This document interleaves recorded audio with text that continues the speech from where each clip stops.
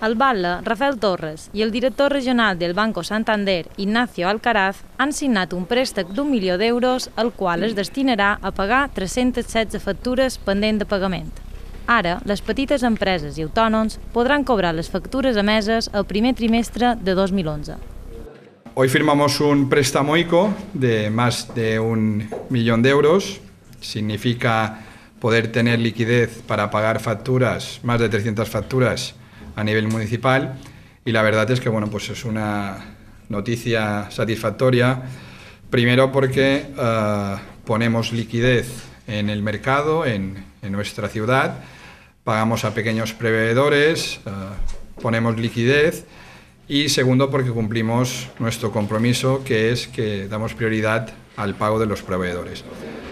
Aquesta operació de préstec forma part del paquet de mesures preses per la Regidoria d'Hisenda per optimitzar els recursos econòmics municipals.